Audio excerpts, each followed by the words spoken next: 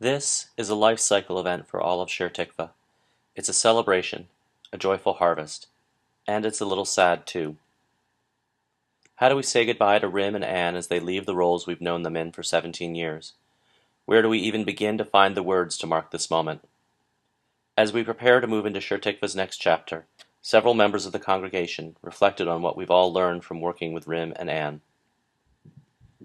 We've come a long way since 1997. Back then, we were a 12-year-old congregation meeting in various rented spaces in different towns. To buy or not to buy, that was the question. We were hotly debating whether to purchase a certain pink house on Church Street, while we were hiring a new rabbi who lived in another pink house on Bacon Place. Think about it.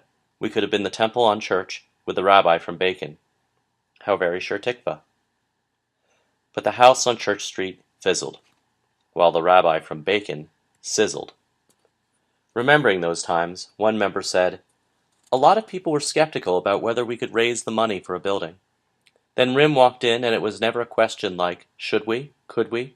It was, let's." Just having the rabbi be so clear was so important. He was very brave and people respected that, and they were convinced. The next year, we saw a small apartment building at 34 Vine Street, which featured a wood-burning stove in brilliant red, jacuzzi tubs, and a loft bedroom on the 3rd floor. When we saw these things, we knew we'd found our sanctuary. So on October 22, 2000, 3 years after Rim joined us, we dedicated our new home and Winchester's first synagogue. Thanks to a bar mitzvah boy with a video camera, we can travel back in time to relive the excitement of that day.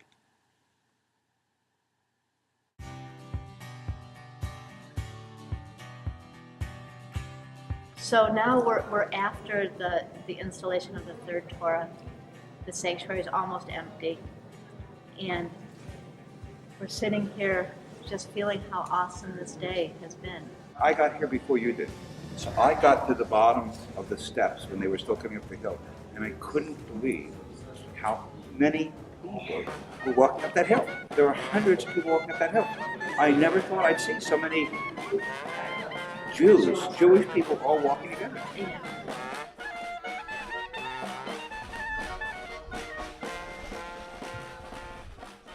So Beth, what was your favorite, do you have a favorite moment?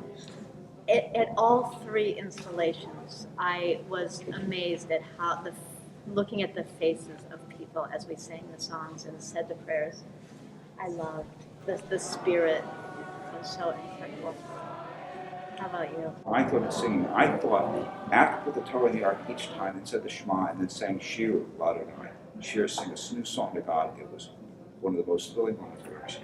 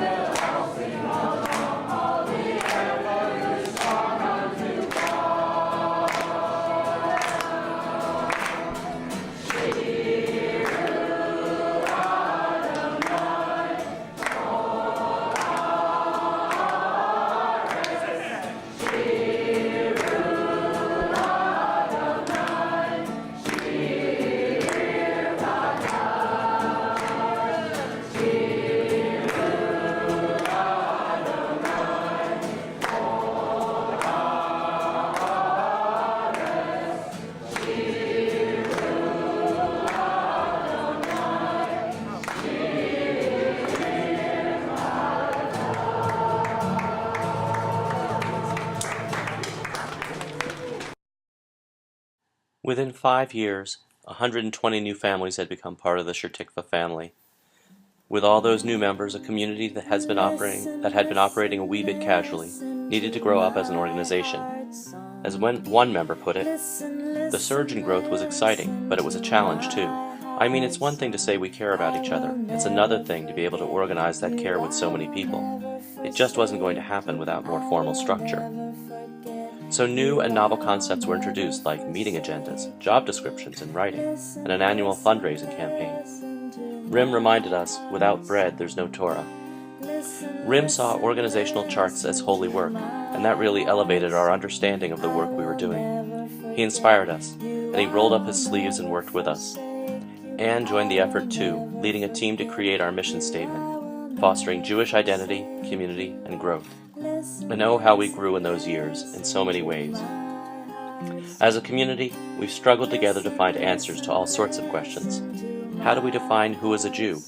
What does it mean to be a good Jew? And who decides these matters anyway?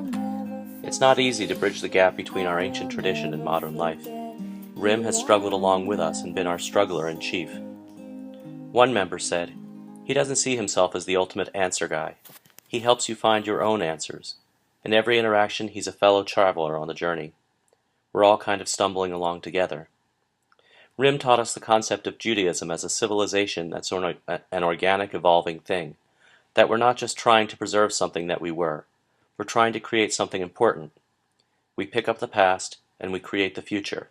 That's a very different way of looking at things.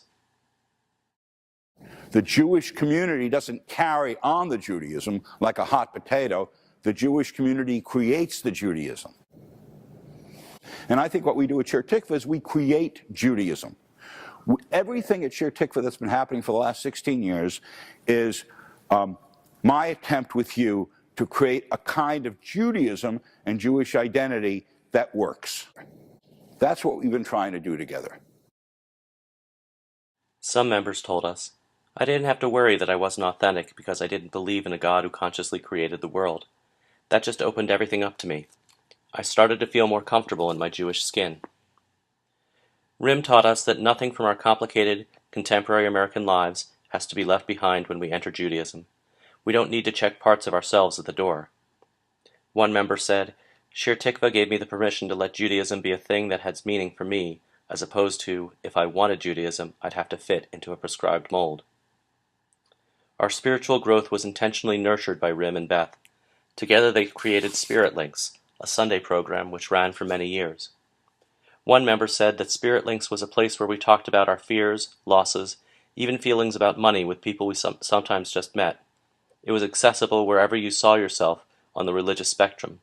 It was where we learned to see religious experience, as human connections. We shared our stories and strengthened connections at Shabbat services, at Shiva houses, and during celebrations.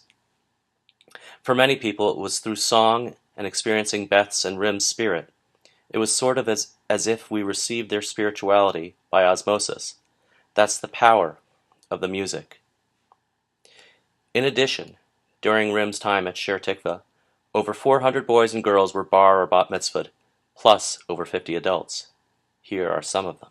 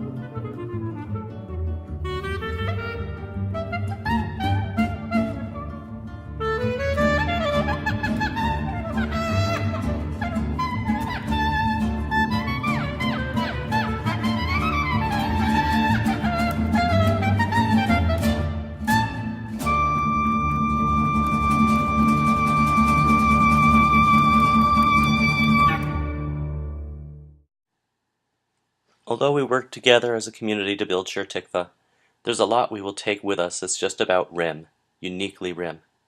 We'll always remember Rim's learned sayings like, Torah doesn't teach you to eat chocolate.